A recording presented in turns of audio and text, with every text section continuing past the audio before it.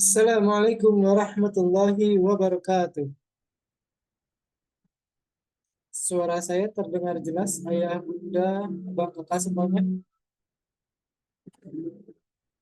Boleh direspon di kolom chat ya.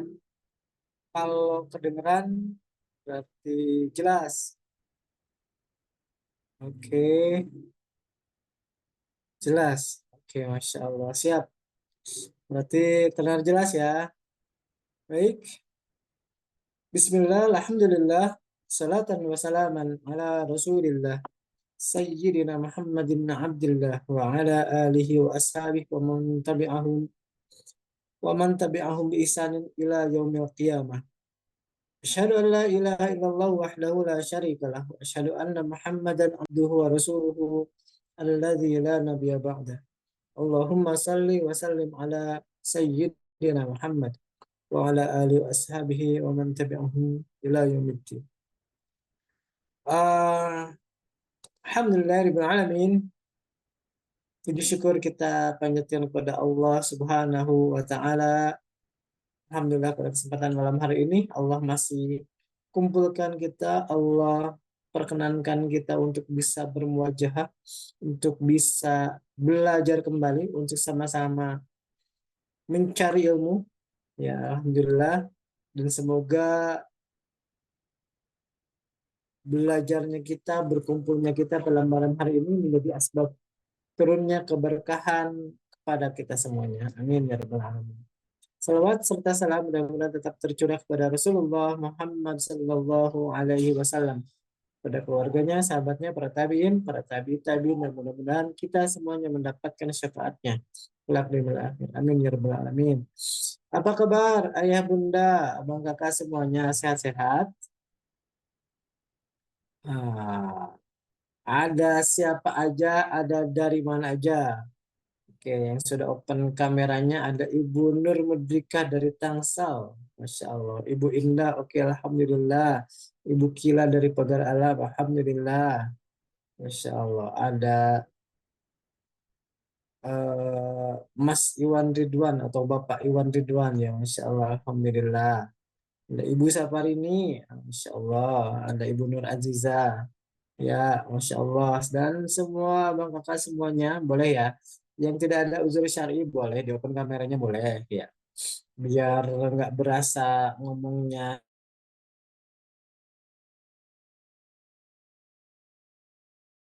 Masya Allah. Ada Ibu Sarwati dari Rembang, ya. Ada Ibu Tuti, ada Pak Arkan dari Bekasi, ada Ibu Lina, ya. Ada Bu Harum dari Lampung, ada Tangerang. Tangerang, tetangga nih kayaknya nih. Tangerangnya di mana ini? Nah, saya juga dari Tangerang, Alhamdulillah hadir ya. Insya Allah. Ya, semoga ya bunda semuanya dimanapun berada, semoga Allah sehatkan, Allah berkahi usianya, dan semoga tetap dalam ketaatan. Amin ya rabbal alamin. Dan ayah bunda semuanya boleh ya, link kajiannya boleh di-share ya ke tetangga, saudara, atau teman-teman kuliah, teman-teman SD, SMP, boleh ya. Barangkali justru memang banyak orang yang butuh dengan ilmu ini nih, apalagi kalau udah bicara parenting nih, kalau udah bicara anak nih. Ini anak tuh karena setiap hari kita tuh ya nggak lepas dari anak ya, dan kita juga agak bingung, kita juga kadang gitu harus mikir gimana caranya ini kita apa membangun keluarga gitu ya, terutama dengan anak ini gitu. Makanya silakan di-share linknya, boleh ya, aman, halal untuk di-share. Mau ke siapapun boleh di-share ya. Ya mudah-mudahan ada orang-orang yang nanti ikutan dan menjadi baik dan dapat pahalanya, kita pun yang menyebarkannya insya Allah dapat pahalanya juga ya. Dan alhamdulillah ya bunda semuanya, saya ucapkan juga terima kasih kepada ayah bunda semuanya yang selama ini sudah mensupport ya, mensupport ruang asa ini. Ruang asa ini adalah bagian atau lini dakwahnya dari Masjid Asa Indonesia, masjid yang adanya di Bekasi, dan insya Allah akan terus-menerus berbagi kebaikan untuk ayah bunda semuanya. Ada banyak orang yang hadir di sini, ada 6 grup WhatsApp, ya Masya Allah. Dan insya Allah setiap pekannya, setiap bulannya itu akan ada kajian ya. Jadi sekarang sudah ada puluhan kajian, mungkin hampir mendekati 100. Jadi insya Allah ayah bunda semuanya yang sudah ikut berkontribusi, entah itu berinfak untuk ruang asa ini, insya Allah pahalanya mengalir untuk ayah bunda semuanya. Dan bagi ayah bunda semuanya yang mau menitipkan infaknya juga untuk ruang asa Masjid Asa Indonesia, silahkan langsung aja ke nomor rekening yang sudah tertera nanti, yang di-share sama admin. Gitu. Jazakumullah khairan katsiran. Semoga Allah membalas kebaikan ayah bunda semuanya. Baik ayah bunda semuanya, langsung saja nih karena pemateri kita sudah hadir sepertinya. Jadi langsung tidak berlama-lama lagi. Biar waktunya efektif, biar eh, ilmu yang didapatnya lebih banyak. Langsung saja kita sapa pemateri kita pada malam hari ini. Assalamualaikum warahmatullahi Bunda. Waalaikumsalam warahmatullahi wabarakatuh. Kang Dedin, Nah, cek cek, aman teh, aman ya aman Bun, suaranya. aman. Siap Nah, siap. Alhamdulillah. sehat Bun, sehat. Alhamdulillah saya Masya Allah, saya. Bahasa mana itu saya? bahasa orang Ya, Kayangan. iya kayaknya. Ya, jadi kita sama-sama dari Sunda ya. Jadi mohon maaf di sini bagi yang non Sunda mungkin agak sedikit roaming ya. Ya, Bunda langsung saja malam hari ini kita bahas tentang apa nih Bun? Insya Allah untuk tema kita hari ini tentang peaceful parenting. Jadi pengasuhan yang tenang, ya tanpa teriakan, tanpa bentakan. Oke. Kenapa tanpa teriakan, tanpa bentakan Bun? Karena orang yang berteriak dan bentak-bentak dan marah-marah itu artinya hidupnya nggak tenang, Oh gitu. nggak bahagia. Hmm. Tapi mungkin yang jadi masalahnya terkadang kalau kita, apalagi ke anak ya, terus pas kitanya lagi kondisinya nggak baik gitu, Nah, gitu. nah berarti masalahnya bukan di anak tapi di kondisi kita ya nggak? Ya begitulah. Jadi kenapa ada peaceful parenting itu karena memang mungkin banyak orang yang nggak peaceful ketika apa berhadapan dengan pasangannya atau anaknya, apalagi sedang rewel dan segala macam gitu ya Bun ya. Ya, benar banget. Jadi kondisi kita sih yang pengaruh banget tuh sebetulnya. Oke, oke. Kita menuntut anak kita jadi baik, kita menuntut pasangan kita baik, tapi kitanya sendiri nggak peaceful gitu ya. Jadi nggak kena energinya gitu mending mudah ya. Iya kan kalau anak lagi ngamuk tuh biasanya kita pengen dia tuh tenang, cepet tenangnya ya nggak? Hmm. Anak lagi Iya, iya. tantrum, kita pengen dia cepet tenang. Tapi kitanya sendiri kadang berat banget tuh buat nyontoin di saat kita lagi pengen marah, tenang gitu. Nah itu kan berat ya.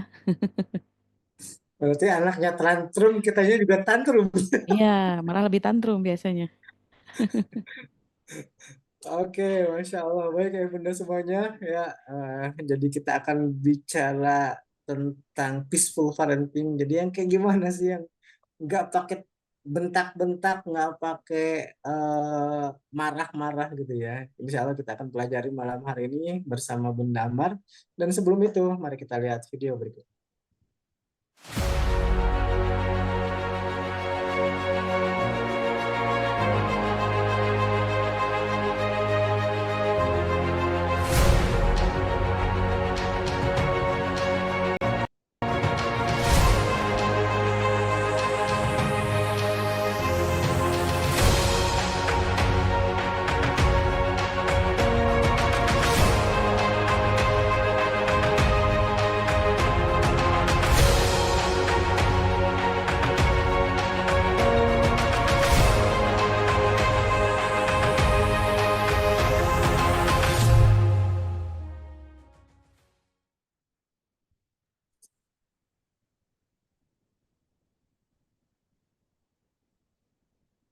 Peaceful Parenting, Ruang Asa, persembahan dari Masjid Asa Indonesia. Ya, baik Bunda semuanya, sudah siap semuanya ya. Silakan dikondisikan. Yang eh, tidak ada unsur syar'i boleh untuk di open kameranya biar kita saling bermuajah dengan pemateri kita pada malam hari ini. Dan jangan lupa untuk dikondisikan ya. mungkin yang belum rapi atau yang belum apa memakai auratnya terbuka gitu ya, mohon untuk dikondisikan. Baik, langsung saja eh, kita mulai dengan bacaan basmalah bersama-sama. Bismillahirrahmanirrahim. Dan kepada Bunda Ambar, falyatafadhal mashkuran. Masya Allah, baik. Terima kasih kesempatannya Kang Dedin. Izin sebelum mulai saya share screen dulu ya kawan-kawan. Oke, bismillah. Sudah keluarkah gambar dan soundnya? Aman ya sound sama gambarnya? Kang? Cek. Aman, Bunda Aman. Oke, Aman. sip. Baik. Bismillahirrahmanirrahim. Alhamdulillahirrahmanirrahim. Nahmaduhu wa nasta'inuhu wa nastaghfiruhu wa na'udzubillahi min syururi anfusina wa min sayyiati a'malina. May yahdihillahu fala mudhillalah wa may yudlil fala hadiyalah. Asyhadu an la ilaha illallah wa asyhadu anna Muhammadar Rasulullah la nabiyya ba'dah. Alhamdulillah kawan-kawan. Alhamdulillah malam ini Allah masih izinkan kita untuk bareng-bareng menjemput ilmu, menjemput hidayah, menjemput kebaikan yang Allah kasih kita kesempatan malam hari ini. Semoga majelis kita kali ini Allah berkahi, Allah jadikan wasilah turunnya ridho dan rahmat Allah di keluarga kita, di rumah kita, di pasangan kita, di anak-anak kita. Dan semoga dengan wasilah kita belajar malam hari ini, Allah turunkan banyak kasih sayang, kebaikan di keluarga kita. Dan semoga Allah kumpulkan lagi kita bersama keluarga tanpa ada satupun yang ketinggalan. Semoga Allah ridho kita kumpulkan lagi di jannahnya. Amin, amin, ya rabbal alamin. Baik kawan-kawan, Masya Allah, pembahasan yang sebenarnya bikin saya geter ya, bikin saya gemeteran ketika kalau ngebahas tentang parenting. Karena memang saya juga gitu ya, Allah titipi dua putra putri gitu, yang Masya Allah gitu ya, yang memang setiap kita punya ujiannya masing-masing. Dan setiap kita dititipi kapasitas yang berbeda. Setiap kita dititipi ujian yang berbeda sesuai dengan kesanggupan hambanya. Dan setiap membahas parenting ini selalu saya apa ya, minta tolong banget sama Allah karena saya juga manusia biasa gitu, khawatir banyak hal-hal yang mungkin eh, tidak sesuai, tidak seperti yang Allah mau, tidak seperti yang Allah suka. Maka saya pribadi sering banget gitu ya, ya Allah minta ditunjukin, minta dibimbing kalau di saat nemenin anak-anak gitu. Karena memang kawan-kawan sadar nggak, kita ini bisa merespon dengan baik kalau kondisi kitanya sedang baik. Tapi biasanya kalau kondisi kita lagi nggak oke, wah responnya juga sama-sama nggak oke ya kan. Jadi sebetulnya bukan tentang peristiwa di luar diri kita atau bukan tentang apa yang anak-anak kita lakukan, tapi tentang bagaimana kondisi diri kita. Maka apa-apa yang sedang kita rasakan, itulah yang akan kita responkan kepada sekitar kita. Maka kalau selama ini dalam membersamai putra-putri kita, rasanya hati kita sering kemurungsung, sering dadanya sempit karena melihat perilaku mereka, dengar laporan itu ini rasanya jengkel, maka bisa jadi kedamaian itu, ketenangan itu sedang Allah cabut dalam diri kita. Insya Allah, tajuk yang akan kita bahas malam hari ini tentang peaceful parenting, pengasuhan yang penuh ketenangan, kedamaian tanpa bentakan, tanpa teriakan. Kadang ada beberapa orang tua juga yang awal-awal udah denial dulu. Dulu juga anak-anak zaman dulu dikerasin, dikencengin, dibentakin. Sekarang alhamdulillah pada jadi orang semua gitu ya. Lah emang sebelumnya bukan orang gitu ya. Sehingga suka ada pembelaan-pembelaan kalimat seperti itu. Justru anak-anak zaman dulu tuh dikerasin anak-anaknya kuat segala macam tegar nggak kayak anak-anak sekarang gitu ya yang dikit-dikit kayak lembek gitu ya. Karena memang generasinya juga sudah berbeda. Generasinya sudah sama sekali jauh dengan kondisi kita waktu dulu kita kecil. Sehingga penanganannya pun perlu berbeda karena kalau enggak bisa apa ya? Ya bisa bisa bisa keliru gitu dan kita mungkin menyesal karena kita sudah salah nge-treatment anak. Dan jangan sampai kata Rasulullah karena kelalaian kita, karena kesalahan kita membuat anak-anak kita jauh dari Allah. Nauzubillah min dzalik. Insya Allah sebelum kita mulai, saya ada satu video dulu yang eh, kawan-kawan boleh simak. Kalau yang ada headset, boleh headset dulu ya. Boleh pakai headsetnya. Guys.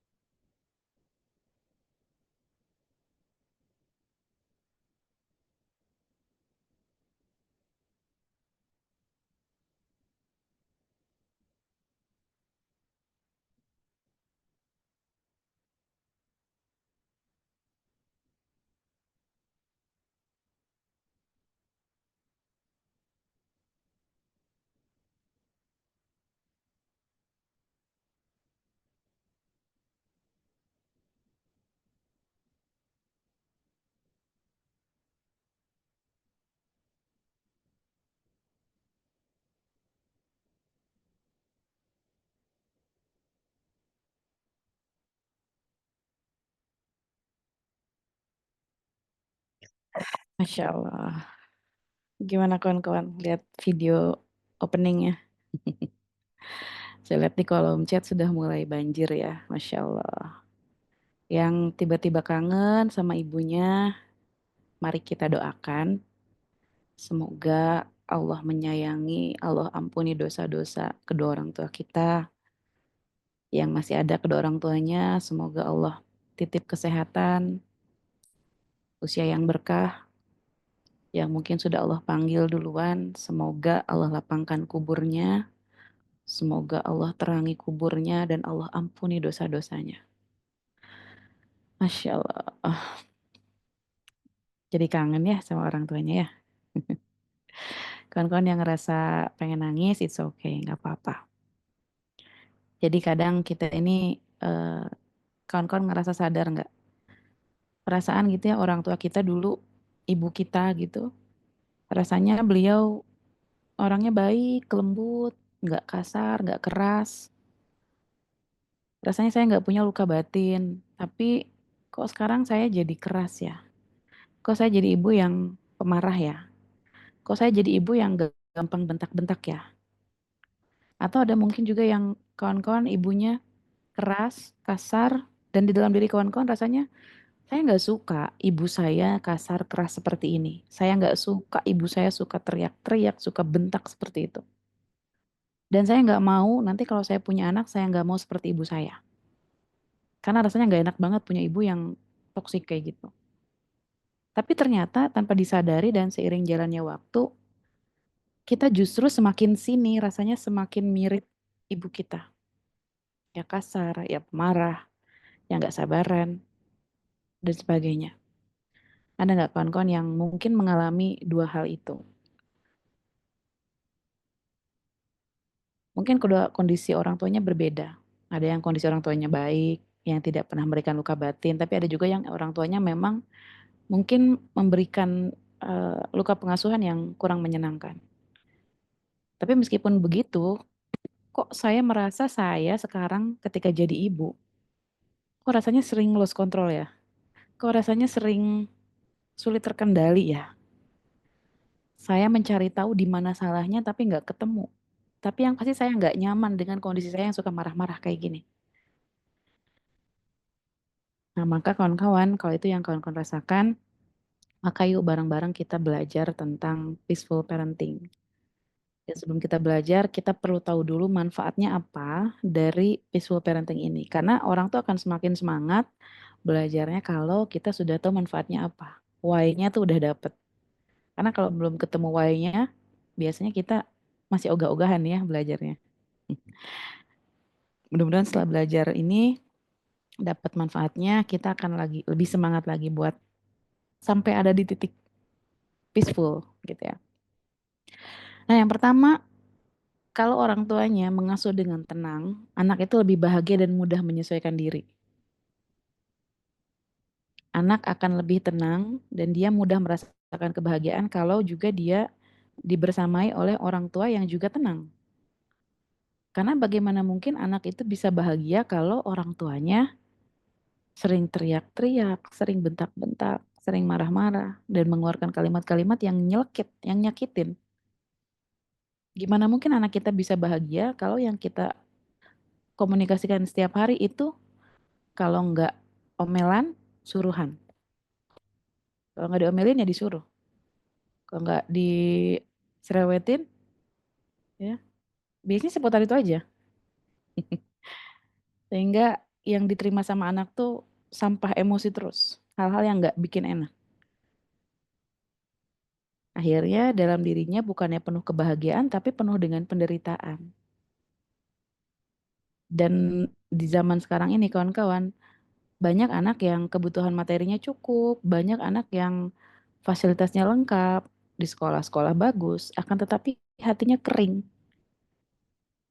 Di rumah itu rasanya dia tidak menemukan kebahagiaan. Karena kenapa? Orang tuanya seringkali bersikap, berperilaku, dan berkata yang kurang menyenangkan.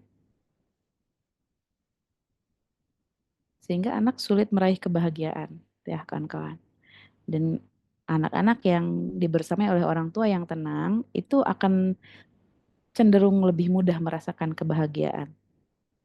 Kemudian yang kedua, orang tua mengelola marah dengan baik. Nah, ini nih poin yang kayaknya eh, PR buat kita kawan-kawan ya. Ternyata kita nih meskipun sudah dewasa, bahkan sudah tua, tapi perihal mengelola amarah itu rasanya masih sering keteteran, masih sering terseok-seok. Bener nggak? Ya nggak kawan-kawan? Itu nggak yang kawan-kawan ngerasain. Padahal umur sudah setua ini, dari dulu sudah sering belajar tentang mengelola marah, tapi rasanya makin makin susah untuk mengelola diri dengan baik, makin susah untuk eh, belajar mengelola emosi dengan baik.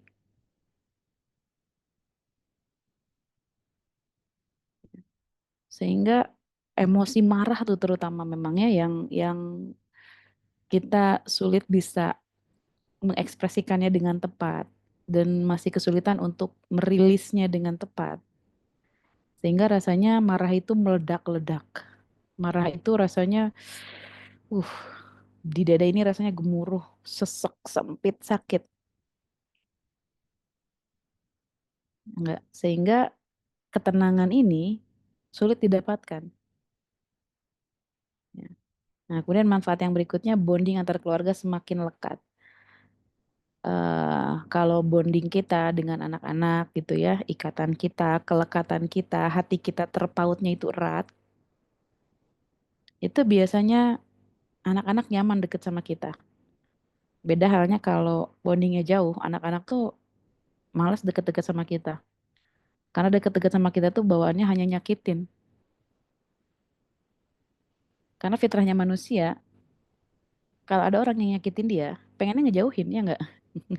Nggak betah. Siapa yang betah sama orang yang kalau deket interaksinya cuman ngeselin, nyakitin, ngecewain dan sebagainya. Hingga efeknya apa? Bondingnya jauh. Nah, kalau kita mengasuh dengan tenang, kawan-kawan, maka bonding antara anggota keluarga itu semakin erat ya. Lalu anak yang dibesarkan oleh ibu, oleh ayah yang tenang, itu dia tumbuh lebih cerdas secara emosional. Karena anak yang punya kecerdasan emosi dengan baik, itu bisa lebih eh, struggle di masyarakat nantinya. Jadi anak-anak yang cerdas secara IQ saja, itu belum tentu dia bisa apa ya, bisa bertahan dengan dinamika hidup yang mungkin beragam. Maka dibutuhkan kecerdasan berikutnya, kecerdasan emosi. Kecerdasan emosi anak ini kita bisa apa ya? Kita bisa upayakan dengan apa? Dengan memberikan pengasuhan dari orang tua yang tenang. Kemudian manfaat berikutnya kita bisa mereduksi stres. Di stres itu stres yang dampaknya negatif. Karena ada juga stres yang dampaknya positif. Maka yang perlu kita reduksi, kita kurangi adalah distres. Karena kalau stres sendiri sebetulnya kita juga butuh stres. Manusia juga untuk bertumbuh, untuk berkembang, itu juga butuh stres. Kemudian anak memiliki kepercayaan diri lebih baik. Nah, percaya diri ini kawan-kawan bukan melulu tentang bagaimana dia berani berbicara di depan umum. Kepercayaan diri ini bukan tentang bagaimana dia berani berdiri tegak di hadapan publik untuk menyampaikan sesuatu. Ya. Tapi kepercayaan diri ini lebih kepada kantung jiwanya penuh, kantung cintanya itu terisi. Dia menerima dirinya, dia menerima kondisi dirinya dengan utuh. Dia menyadari bahwa dirinya berharga. Dia menyadari bahwa dirinya itu penting. Dia menyadari bahwa dirinya itu unik, istimewa. Itu kepercayaan diri. Karena banyak anak yang ngerasa dirinya udah nggak berharga lagi. Ngerasa dirinya udah nggak penting lagi. Karena kenapa? Biasanya perasaannya sering diabaikan sama orang tuanya. Sehingga dia menganggap bahwa orang tuanya nggak sayang. Karena kenapa? Saya lagi sedih aja malah diomelin. Malah dimarahin, dibentak dan sebagainya. Sehingga mengkerut tuh kantung jiwanya. Itulah yang bikin anak ngerasa dirinya nggak berharga, tidak bernilai. Bahkan jangan sampai ada kasus gitu ya, Seorang anak ngerasa dirinya nggak berharga karena kenapa? Dia ngerasa emosinya itu dianggap nggak penting sama orang tuanya. Nah ini kita perlu waspadai kawan-kawan karena banyak kasus orang tua yang mengabaikan perasaan anaknya itu dampaknya lumayan fatal. Pernah ada kasus yang saya tangani gitu, anak itu kelas 2 SMA gitu ya. Dia ingin mengakhiri hidupnya. Karena kenapa? Setelah dirunut akar masalahnya, karena ibunya, orang tuanya itu tidak memvalidasi suatu emosi perasaan yang dia rasakan kacau di masa lalunya. Jadi masa kecilnya dulu pernah ada kejadian yang tidak menyenangkan, terus ketika disampaikan ke ibunya, ibunya itu mengabaikan karena gitu aja lagi itu udah kejadian bertahun-tahun yang lalu. Laki-laki udahlah, ngapain nangis-nangis kayak gitu. Nah, gitu kan. Karena diabaikan tuh perasaannya. Akhirnya anak tuh nggak punya kepercayaan diri, ngerasa dirinya nggak berharga, nggak penting. Ah, buat apa saya hidup? Ibu saya aja menganggap saya perasaan yang sedih ini nggak penting. Ibu saya aja orang yang seharusnya paling mengerti saya, ternyata dia mengabaikan perasaan saya. Jadi anak tuh udah mengkerut tuh si kantung jiwanya, gitu ya. Kemudian mencegah gangguan mental pada anak, ya, karena kebayang ya orang tua yang suka uring-uringan gitu ya, teriak-teriak, bentak-bentak, itu akan merusak kondisi kesehatan mental pada anak. Nah, kemudian kita akan memulai peaceful parenting itu dari mana? Ya, apakah kita dimulai dari anak yang harus nurut dulu sama kita? Apakah dimulai dari anak yang harus berubah dulu? Atau dari mana sebenarnya kita memulai tentang pengasuhan yang tenang ini? Ternyata pengasuhan yang tenang ini dimulai dari pengelolaan emosi. Emosi siapa? Emosi kita. Maka karena yang perlu dikelola adalah emosi kita, ini semua dimulai dari diri kita. Bukan tentang bagaimana kondisi di luar kita harus berubah, bukan karena kondisi di luar diri kita itu harus sesuai dengan yang kita inginkan, tapi bagaimana diri kita ini merespon setiap kejadian yang di luar diri kita ini. Tadi kan kata Kang Didin disampaikan ya, ketika apa kondisi kita lagi nggak oke, itu kita ngerespon anak tuh, mudah naik ya nggak? Kalimat nada tinggi, keras, wajahnya juga tidak nyaman dilihat, matanya melototnya mungkin kayak yang hampir mau keluar, gitu ya. Karena kondisi kitanya lagi nggak nyaman. Beda kalau ketika kondisi kita lagi stabil, lagi enak, lagi tenang, nyaman. Melihat perilaku anak yang aduhai gitu ya, kita kan lebih bisa meresponnya dengan, ya Allah nak, kok gitu sih, gitu ya. Kita ngeresponnya nggak sebrutal kalau kondisi kita lagi kacau ya nggak. Sehingga yang perlu kita ubah itu bukan perilaku orang lain, bukan perilaku di luar diri kita, atau bagaimana anak-anak kita harus bersikap. Karena kenapa? Anak-anak kita itu kan di luar kendali kita. Karena mereka itu sesuatu yang memang di luar kekuasaan kita. Ya nggak kawan-kawan? Segala sesuatu atau semua orang yang di luar diri kita itu di luar kendali kita. Baik orang tua, pasangan, anak, mertua, tetangga, gitu ya, netizen. Itu semuanya di luar kendali kita. Maka sadarin, termasuk anak kita pun di luar kendali kita. Maka karena kita tidak bisa mengendalikan sesuatu di luar kendali kita, maka yang bisa kita ikhtiarkan apa? Kendalikan apa-apa yang ada di dalam kendali kita. Makanya yang kita mulai adalah dari pengelolaan emosi kita. Kalau nih kawan-kawan merasa ketika ada satu kesalahan anak yang kecil, yang sederhana gitu ya, tapi Anda meresponnya dengan "Oh," gitu ya, ngeresponnya ngegas, jawabnya nggak slow, nggak santai, bahkan kayak mau keluar kodamnya, itu ciri-cirinya ada yang lagi nggak beres dengan diri kita. Kawan-kawan pernah nggak ngerasain dari pagi sampai sore setiap urusan sama orang, siapapun itu, baik anggota keluarga maupun tetangga, maupun siapapun, rasanya ngeselin banget tuh orang. Responnya bikin gak enak, nyebelin, bikin kita jengkel. Biasanya kalau dari pagi udah nggak enak mood tuh, biasanya siang, sore itu ada aja yang bikin kesel. Kenapa sih hari ini rasanya semua orang nyebelin gitu? Semua orang ngeselin banget. Ya, kawan-kawan kalau pernah di kondisi itu, bisa jadi yang lagi nggak beres itu bukan semua orang di sekitar kita. Dan bisa hampir dipastikan itu yang lagi nggak beres itu diri kitanya. Karena kenapa kita masih kerepotan dalam mengelola emosi ini? Maka pengasuhan yang tenang ini dimulai dari pengelolaan emosi kita, gitu ya. Nah, gimana caranya? Maka di saat dorongan marah muncul, apa yang harus kita lakukan? Kan kita tidak bisa menghindari ya, yang namanya marah itu ketika datang bertamu dalam hidup kita nggak bisa ngatur gitu. Aku nggak mau marah, nggak bisa. Karena ketika waktunya marah datang ya pasti marah.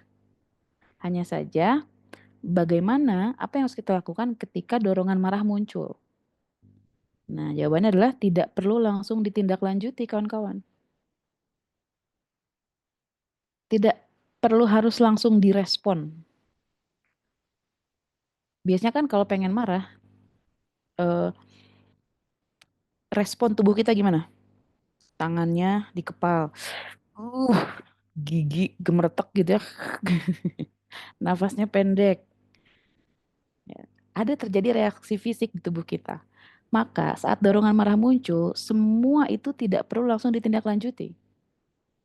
Kan kalau orang marah tuh rasanya pengen nonjok, pengen mukul, pengen ngomelin, pengen merepet, pengen ngomongin kalimat-kalimat yang kasar, yang keras, yang gak enak, bener gak?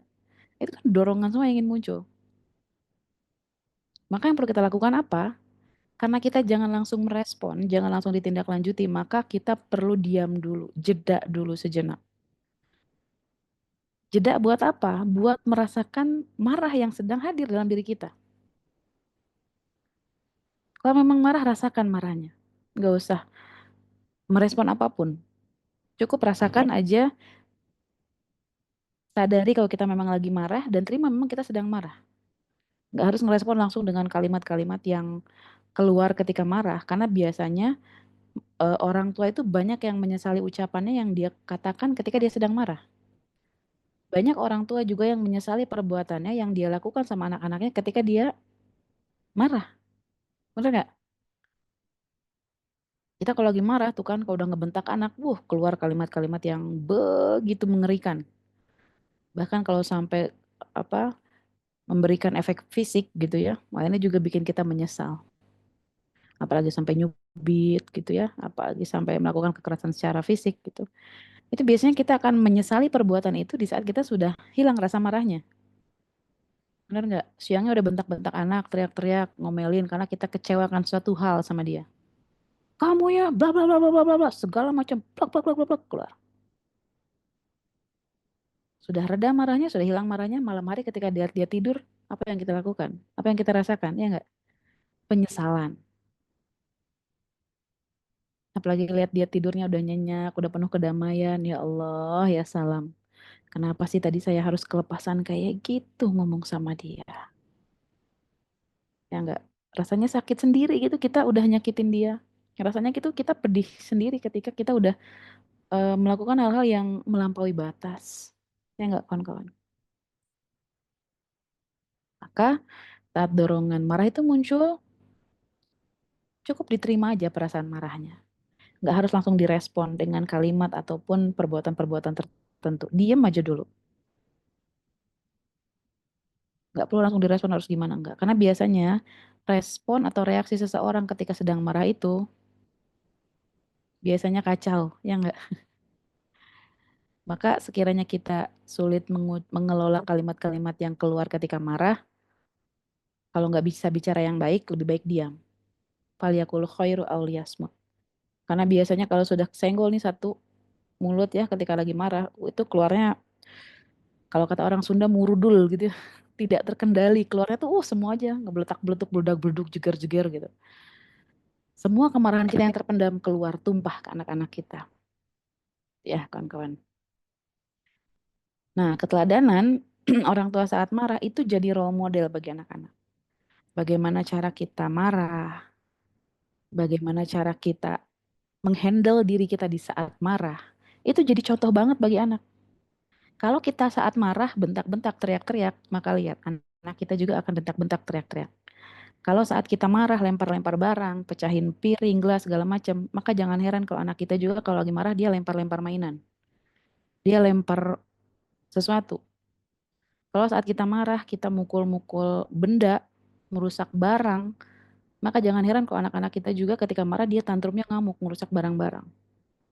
Kalau kita saat marah, nyakitin orang, nyubit anak, bentak anak, pukul anak, maka jangan heran kalau dia ketika marah juga akan melukai orang lain. Kalau dia punya adik, dia akan melukai adiknya.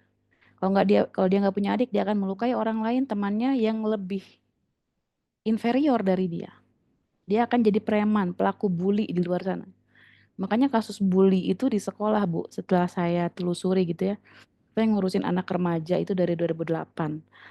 Sudah kurang lebih 17 tahun ya, nemenin anak-anak remaja. Ketika ada kasus bully di sekolah, setelah ditelusuri akar masalahnya, biasanya 90% anak itu juga menerima kekerasan dari orang tuanya. Maka anak itu juga perlu pelampiasan. Untuk apa? Melepaskan rasa marah yang ada di dirinya. Karena enak juga Bu, diisi kemarahan terus, maka dia akan cari pelampiasan di luar. Itu sudah fitrah. Seseorang ketika kepenuhan, sesak, pasti dia butuh pelampiasan. Maka dia akan cari orang-orang sekeliling dia yang apa ya, yang lebih inferior kondisinya dibanding dia. Ya nggak kawan-kawan. Maka ini keteladanan banget nih. Kita pengen anak kita ketika dia lagi marah tuh gimana bicaranya. Kita pengen kalau anak kita itu lagi emosional, kita pengen dia itu kayak gimana. Maka contohin. Kalau kita pengen anak-anak kita tenang di saat lagi marah, please, you go first. Contohin dulu ketika kita lagi marah, tapi tetap tenang dan tetap kalimat yang baik yang keluar. Ya nggak, karena nasehatin mah gampang. Yang susah itu jadi teladan. Kamu ya jadi anak, jangan durhaka sama orang tua, ngelawan, bentak-bentak. Karena bisa jadi yang dia lakukan itu karena mirroring, imitating. Dari siapa? Dari orang di sekitarnya. Dan orang yang paling dekat dengan dia, siapa? Kita, orang tuanya. Maka kitalah role model utama bagi anak-anak. Orang tua itu siapa? Ya ibu dan ayah. Maka keteladanan ini kawan-kawan suatu energi yang besar. Lebih besar efeknya dibanding nasihat-nasihat yang kita berikan. Karena nasihat sebagus apapun itu nggak akan masuk ke benak anak kalau yang kita contohin, yang kita tampilkan itu yang sebaliknya. Lebih efektif tuh apa? Contoh. Karena kalimat-kalimat nasihat itu bisa jadi masuk telinga kanan, keluar telinga kiri. Ini nggak kawan-kawan ya. Ini PR berat nih buat kita untuk menjadi teladan marah yang tepat itu kayak gimana. Karena kita ini sebagai manusia, ya wajar merasakan marah. Akan tetapi bagaimana mengekspresikan marah itu, nah itu yang perlu kita pelajari. Karena itu yang akan kita eh, ajarkan juga sama anak-anak. Gitu kawan-kawan ya. Ini PR banget nih. Kita untuk mengelola marah gitu ya, mengelola emosi dengan baik. Karena meskipun kita sudah seumur ini, setua ini, kalau sudah berurusan sama emosi yang namanya marah, biasanya nggak pandang umur ya kawan-kawan. Nah ini kita lihat nih video sesingkat. Gimana anak-anak kita ngikutin banget gaya orang tuanya.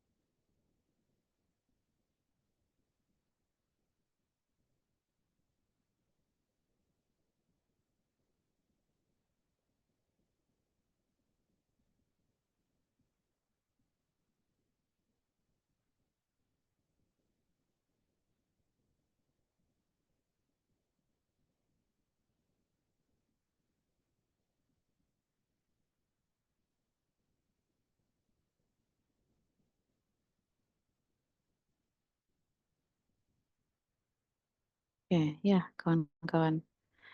Itu tadi eh, contoh sederhana bagaimana anak itu meniru apa yang dia lihat. Maka kalau kita ingin dia berbuat sesuatu, maka contohin. Karena efektif itu dengan memberikan contoh apa yang dia lihat itu akan dia tiru. Gitu kawan-kawan ya. Maka kalau mau jujur gitu ya, kondisi anak kita itu sebetulnya ya cerminan diri kita, kondisi sasetnya diri kita.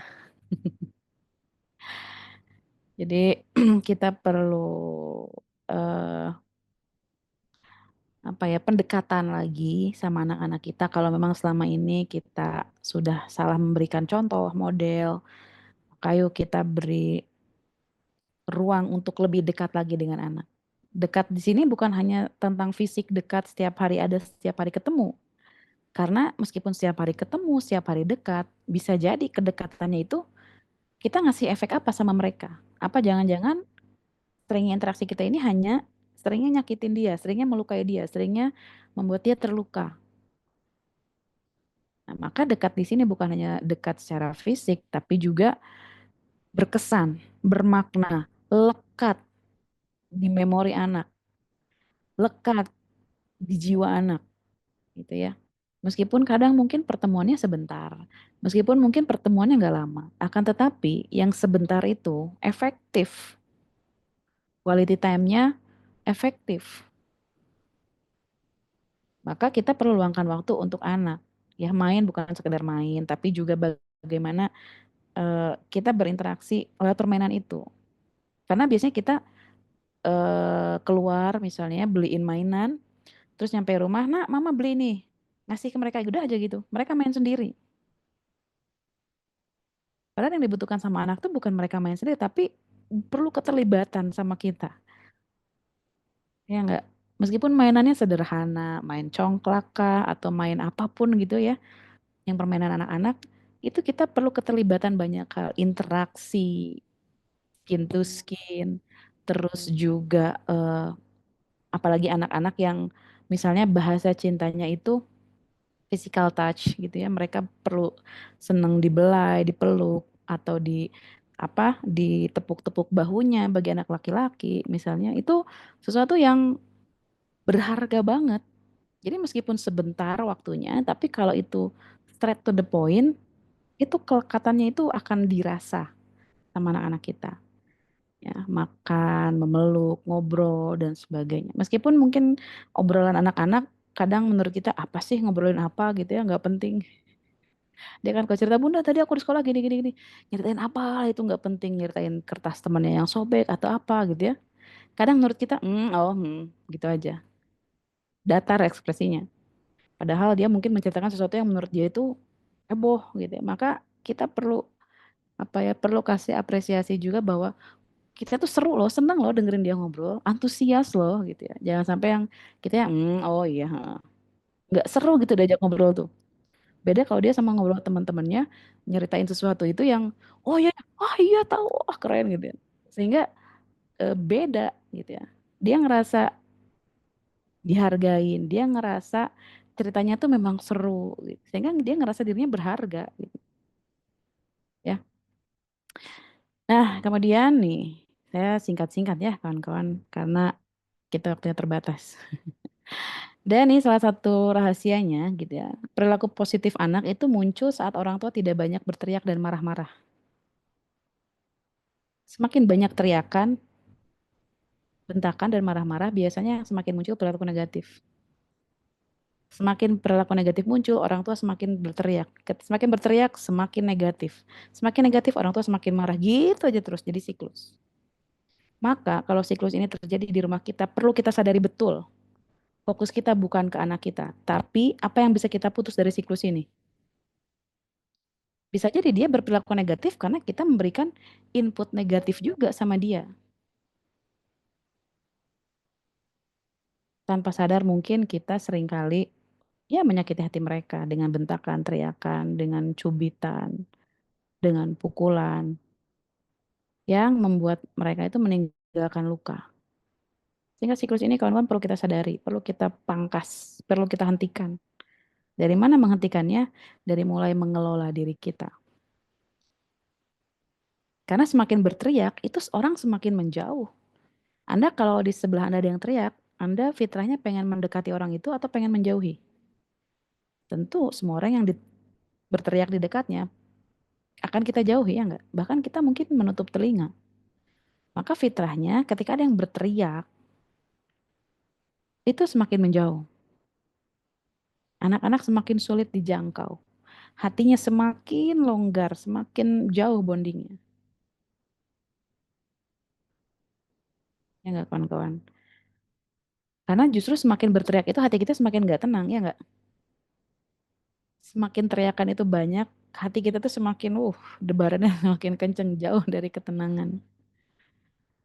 Ya, maka ini perilaku yang perlu kita sadarin.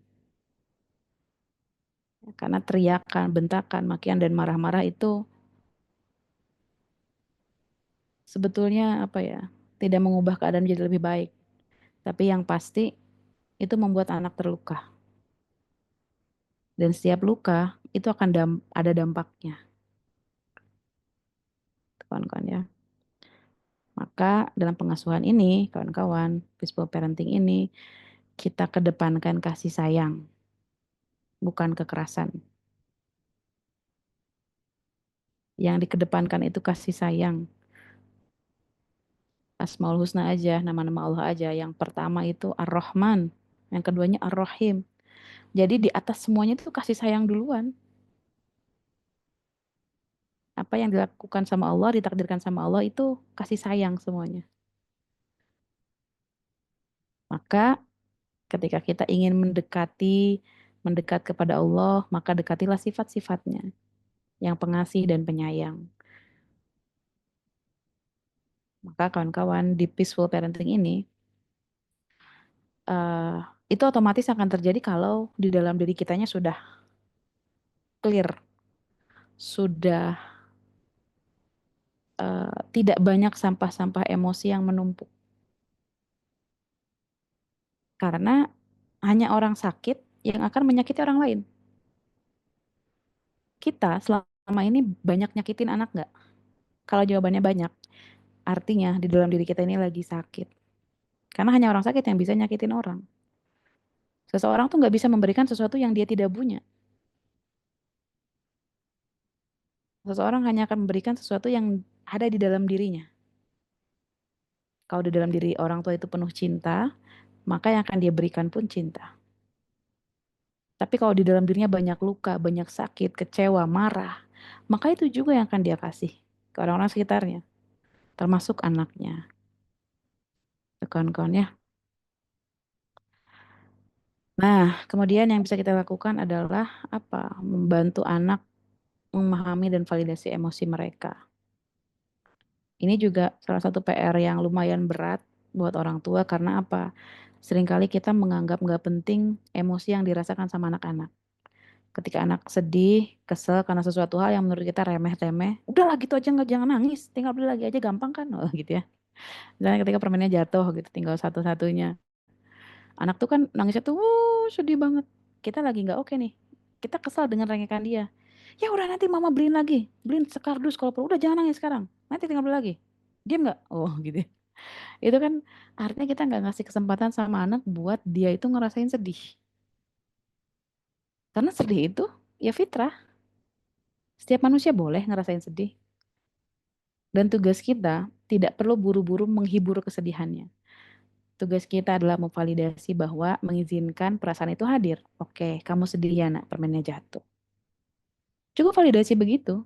Itu anak tuh udah kayak diventilasi gitu. Karena kalau nggak diventilasi tuh nanti lama-lama numpuk-numpuk meledak. Maka kita perlu kasih saluran pembuangan. Dengan pembuangannya apa? Ya validasi ini. Gitu kawan-kawan ya. Visual parenting ini terhubung dengan anak. Jadi sebelum instruksi, koneksi dulu. Sebelum nyuruh anak, pastikan hati kita sudah terhubung. Dia sudah aware, nyambung sama kita. Biasanya kita anak belum connect, belum nyambung, udah instruksi. Terus anaknya nggak nurut, nggak ngerti, nggak seperti yang kita sampaikan. Kitanya ngambek. Padahal salah kita. Orang belum tersambung kok kabelnya gitu ya. Kita udah nyuruh-nyuruh. Akhirnya ya wajar kalau anak nggak paham. Akhirnya kita udah ngambek duluan. Dia nggak nurut, kita marah-marah. Kemudian yang kedua, hal penting adalah melatih, bukan mengontrol. Jadi, parenting ini ajang latihan, bukan ajang pengendalian. Karena anak itu sebetulnya di luar kendali kita. Sekali lagi poinnya adalah anak itu di luar kendali kita. Tapi yang bisa kita lakukan sama anak-anak adalah melatih. Namanya latihan, kadang berhasil, kadang gagal. Oke, ketika kita bilang, nak jangan gini-gini ya. Nurut, alhamdulillah, berarti sekali latihan cukup.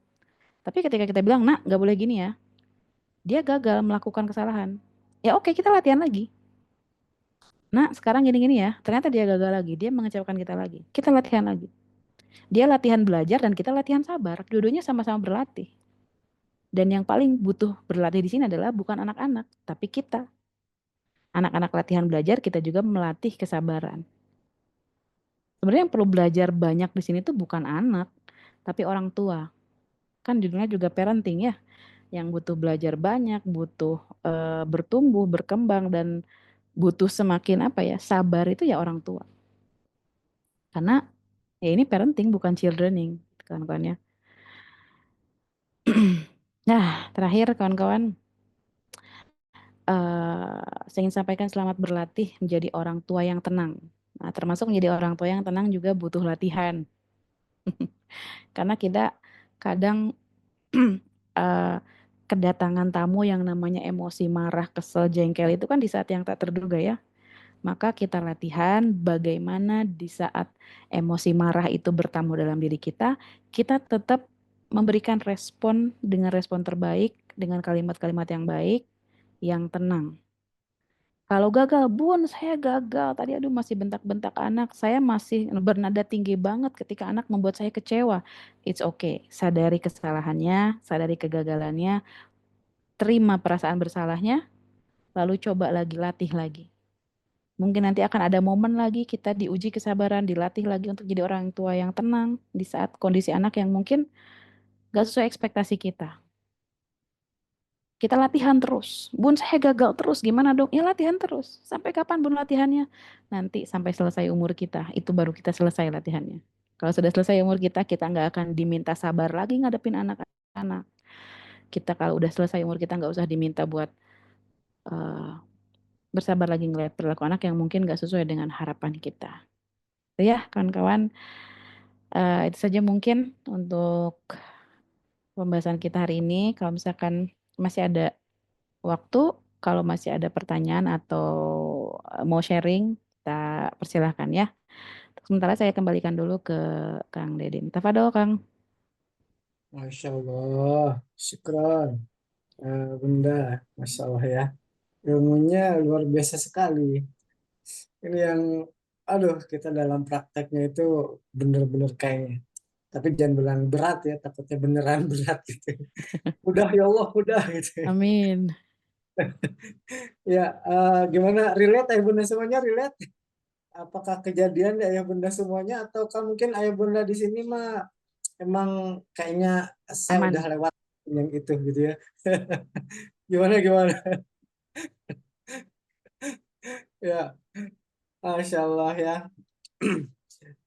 Mungkin ada yang bertanya, boleh relate katanya.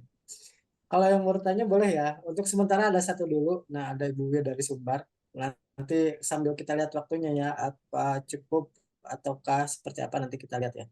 Atau yang mau mungkin sekalian di kolom chat juga boleh. Tapi sebelum itu, sebelum kita masuk ke Ibu Wia dari Sumbar untuk pertanyaannya, sekali lagi saya mengucapkan terima kasih atas nama Ruang Asa dan Masjid Asa Indonesia. Alhamdulillah pada malam hari ini bisa mengadakan kajian dan insya Allah setiap pekannya insya Allah akan ada terus kajian persembahan dari Masjid Asia Indonesia dan saya mengucapkan terima kasih pada ayah bunda semuanya yang sudah berkontribusi baik itu yang sudah berinfak ya atau yang sudah nge-share ya Masya Allah berkat ayah bunda semuanya yang berinfak dan menitipkan hartanya di sini Alhamdulillah setiap pekannya kita selalu ada kajian ya dan mudah-mudahan ketika banyak orang yang tercerahkan dengan kajian-kajian yang diadakan termasuk malam ini. Mudah-mudahan ayah bunda semuanya kebagian pahalanya, insya Allah pahalanya mengalir untuk ayah bunda semuanya. Dan tentunya juga kebaikan-kebaikan yang lainnya ya, yang Masya Allah yang sudah nge-share dan segala macam gitu ya. Ada orang-orang yang hadir dan ya di sini kan gratis semuanya ya. Jadi yang mau ikutan ya nggak apa-apa, silakan aja. Kalau ini nggak berbayar semuanya. Jadi bagi yang ini berkontribusi aja, bagi yang pengen aja menitipkan infaknya, kalau tidak pun nggak masalah ya. Jadi ayah bunda semuanya tetap bisa mendapatkan ilmunya gratis di Ruang Asa Indonesia ini. Oke, syukran, jazakumullah, semoga Allah membalas kebaikan ayah bunda semuanya. Ya, itu aja dari saya. Paling lanjut ke penanya dari Sumbar, ada Uni, Uni Wiwi ya. Silakan Bunda. Oh, silakan Uni. Terima kasih, Pak Moderator. Assalamualaikum warahmatullahi wabarakatuh. Salam. Waalaikumsalam. Masya Allah, luar biasa, Bunda Ambar. Materi malam ini eh, ya membuat koreksi yang banyak ini terhadap apa yang sudah dilakukan. Mungkin kalau bagi kami anak-anak sudah di atas remaja, barangkali sudah apa. Jadi tadi yang Bunda sampaikan mungkin eh, tidak semuanya yang eh, sudah kita tinggalkan gitu. Nah, namun untuk ke depan kita menghadapi eh, mungkin sudah kalau dibilang remaja ya remaja, tapi menghadap ketika kita merespon. Tadi Bunda menyampaikan bahwa eh, anak-anak itu perlu direspon ketika dia mungkin sedang bersedih, sedang ada masalah gitu. Nah, bagaimana kita menentukan titik tengah? Kadang-kadang gini, ada hal-hal yang mungkin menurut kita itu dulu wajar. Saya contohkan gini, misal ketika misalnya anak-anak sedang kuliah, kita menanyakan misalnya itu skripsinya udah sampai di mana. Nah, kadang-kadang itu menjadi sebuah beban bagi anak. Terus Bunda Ambar yang sudah mungkin banyak jam terbang untuk menghadapi para apa untuk yang anak Gen Z ya. Nah, itu sikap yang betul dari kita tuh sebetulnya gimana? Karena kadang-kadang eh, kita malah dilarang kalau misalnya datang temannya nanti jangan ditanya ya Bun skripsinya udah sampai di mana ujiannya sampai di mana oh iya nah padahal bagi kita itu adalah semacam bentuk apa ya perhatian kita pikir nih nah atau memang anak-anak zaman sekarang bukan begitu Bunda nah mohon pencerahan Bunda nih sikap kita gimana sih sebetulnya yang memang cocok untuk generasi sekarang ini nah boleh dua Bunda. Boleh deh. Boleh. Nah, tadi saya sangat setuju sekali tadi dengan apa yang Bunda katakan bahwa itu contoh itu lebih akan mengena daripada mungkin nasihat secara lisan. Nah, eh, kadang-kadang kita ketika anak-anak masih bisa kita eh, bentuk, mungkin contoh misalnya sholat jamaah gitu ya, masih bisa kita bawa. Nah, mereka nih pada rajin nih. Nah, ketika sudah beranjak remaja, mungkin sudah apa nah, hal itu eh, sudah agak sulit mungkin. Eh, saya rasa tidak hanya kita bisa menerima alasan kesibukan segala macam ya. Tentu kita berharapnya, apalagi laki-laki, sholat ke masjid jamaah itu kalau untuk laki-laki wajib asal masih terdengar azan gitu. Tapi eh, gimana caranya? Udah mohon pencerahan bagaimana kita apa kalau untuk contoh rasanya dari mungkin kecil dari apa kita bawa kok gitu nah mohon pencerahannya Bunda terima kasih Assalamualaikum warahmatullahi wabarakatuh. Waalaikumsalam warahmatullahi wabarakatuh. Gimana Kang? Langsung dijawab aja. Langsung aja Bun. Oke, siap. Bismillahirrahmanirrahim. Untuk pertanyaan pertama, bagaimana sikap kita menghadapi remaja yang mungkin harus gimana gitu. Justru sebenarnya remaja itu lebih kompleks. Sesuatu yang sudah kita tadi yang saya bahas mungkin banyak fase yang dilewati ketika anak-anak kita masih usia anak-anak gitu ya. Tapi sebenarnya ketika masuk ke remaja itu lebih lebih kompleks dan lebih kita butuh kesabaran lebih luar biasa lagi ya. Apalagi remaja itu kan mereka sudah nggak mau disebut anak-anak, tapi disebut dewasa juga mereka banyak belum siap dengan beban tanggung jawab sebagai orang dewasa gitu. Dan ini memang perlu penanganan yang lebih khusus lagi. Nah, bagaimana sebaiknya sikap kita ketika misalnya anak itu lagi skripsi, terus ketika kita tanya tuh rasanya jadi beban buat dia gitu ya. Yang pertama memang kita tetap perlu mengakomodir, memvalidasi, memfasilitasi apa yang sedang dia rasakan. Ini sebenarnya agak-agak nyambung ya dengan jawaban yang kedua gitu. Karena eh, bisa jadi ketika mengerjakan skripsi itu dia mengalami burnout, dia mengalami ada tekanan di lingkungan sosialnya, atau mungkin dia sudah merasakan suatu tekanan-tekanan yang mungkin kita nggak tahu. Nah, kalau dia ibarat balon gitu ya, ibarat saluran, kalau nggak ada saluran pembuangan, nggak ada ventilasinya, lama-lama itu akan penuh dan bisa jadi meledak. Ledakan ini dalam bentuk ledakan emosional misalnya ya. Akhirnya dia ngerasa, udahlah nggak usah beresin skripsinya, mending gimana aja gitu. Akhirnya muncul satu pemikiran atau pilihan tindakan yang di luar dugaan. Maka satu, sadarin bahwa penting untuk memvalidasi emosi anak. Jadi kita biasanya yang bikin kita capek adalah fokus sama hasil. Anak tuh harus begini, harus begini, harus begini. Tanpa kita tahu, tanpa kita pahami bagaimana kondisi dia sebetulnya. Itu ya, mungkin ada hal yang belum kita tahu. Dan cara terbaiknya gimana? Biasanya yang bikin agak-agak bikin gap antara orang tua dan anak adalah kita hanya memperhatikan ego kita biasanya sebagai orang tua. Kalau di ilmu psikologi gitu ya, ada yang namanya eh, ego orang tua, ada ego anak. Nah, kadang levelnya itu nggak sama. Nah, ini yang bikin komunikasi itu nggak nyampe-nyampe. Kita kesel, anak tuh maunya apa sih? Kok nggak beres-beres? Anak juga bingung. Ini orang tua nggak ngerti-ngerti sih. Udah tau aku tuh gini-gini. Nih, akhirnya nggak ketemu-ketemu gitu.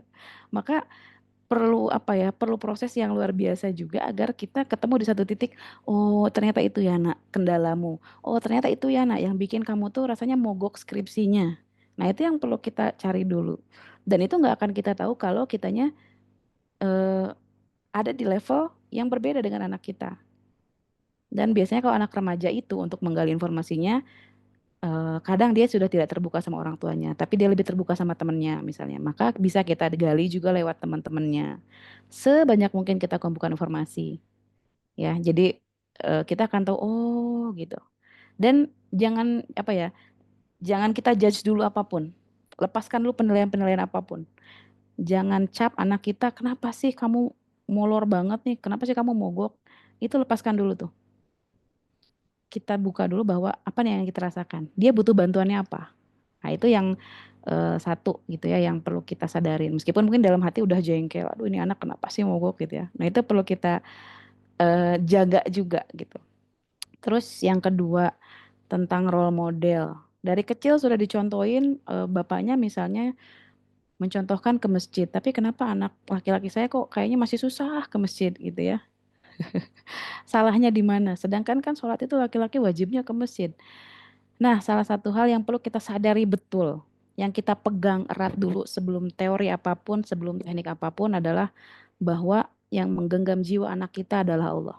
Yang mengizinkan kakinya bergerak, melangkah, itu Allah. Yang menggerakkan hatinya untuk melangkah ke masjid, itu hanya dengan izin Allah. Maka sebelum kita bahas teknik apapun, kita kita praktekin dulu ilmu tauhid sederhana ini, yang sering kali kita lupa. Nah, biasanya yang bikin kita semakin jengkel adalah kamu harusnya begini-begini, tanpa kita sadar bahwa Allah lah yang menggenggam jiwanya. Meskipun kita menasihati sebagus apapun, bahkan mencontoh juga sesempurna apapun, kalau Allah belum izinkan, maka itu tidak akan terjadi. Jangankan kita nasihatin anak kita. Rasulullah aja ingin pamannya beriman kepada Allah, nyatanya nggak bisa. Bahkan sampai akhir hayat pamannya yang sangat disayanginya, beliau meninggal dalam keadaan tidak beriman kepada Allah. Maka hidayah itu mutlak punya Allah. Tugas kita adalah ikhtiar. Fazakir innama anta muzakir. Berilah peringatan karena sesungguhnya tugasmu hanyalah pemberi peringatan. Lasta alaihim bimusaitir, engkau enggak punya kuasa apapun atas mereka. Maka tugas kita mah ya hanya menasehati, hanya mengingatkan, hanya reminder. Karena lasta alaihim bimusaitir, kamu enggak punya kuasa apapun atas mereka. Bahkan Rasulullah aja pernah ditegur, ya. Innaka la tahdi man ahbabta, sesungguhnya engkau enggak bisa memberikan petunjuk bahkan kepada orang yang engkau cintai. Jadi Rasulullah aja tuh gemes ketika pamannya sedang sakit dan mau meninggal, itu rasanya Rasulullah tuh gemes, ayo paman eh, beriman kepada Allah. Udah gemes banget ini, udah mau akhir hayat nih. Kebayang dong hidup bersama pamannya dari kecil gitu ya. Yang sudah sesayang itu, bahkan pamannya juga mendukung dakwah Rasulullah, hanya saja sampai akhir hayatnya tidak beriman kepada Allah. Karena memang apa ya, hidayah milik Allah. Sehingga satu yang kita butuhkan di sini hanyalah implementasi tauhid, itu aja. Bahwa anak-anak kita yang menggenggam hatinya Allah. Maka ketika ada hal yang dirasa nggak enak di mata kita, di anak-anak kita, sebelum kita menasehati, sebelum kita nyontoin, kita lapor dulu, ya Allah, anakku ini adalah milikmu.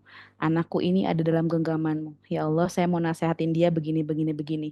Engkau yang membuat hatinya paham dengan nasihatku, engkau yang membuat hatinya paham dengan eh, apa ajakan-ajakanku. Jadi ketika ngomong kita sebagus apapun, kalau kata Allah dia nggak paham, nggak akan paham.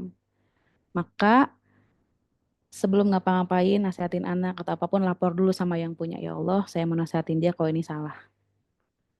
Jadi kalau dia ngerti dengan nasihat kita, alhamdulillah Allah bukakan pintu hatinya. Kalaupun belum ngerti, ya tugas kita berarti nanti mengingatkan lagi. Lapor dulu lagi sebelum menasihati. Insya Allah kalau sudah laporan dulu sama yang punya, kita akan tenang. Menyampaikan kalimatnya tenang, kalimat yang diucapkannya baik dan tidak menyakiti anak. Masalah kapan anak kita berubah, itu mah gimana Allah ya nggak kawan-kawan.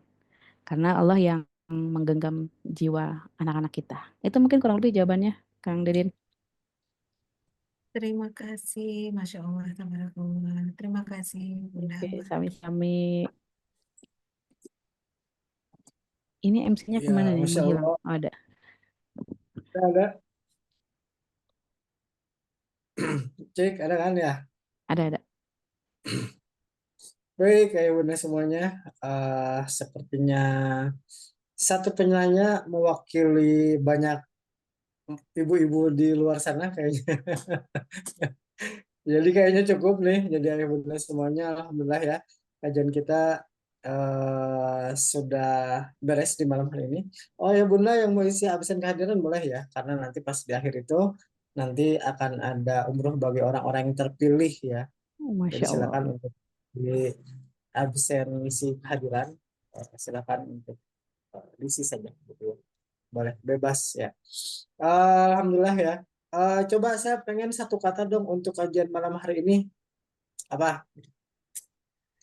Satu kata untuk kajian pada malam hari ini. Silakan eh, ditulis di kolom chat aja.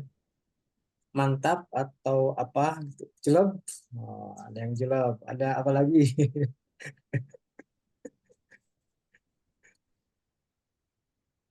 Amazing. Masya Allah. Subhanallah. Masya Allah ya. Keren.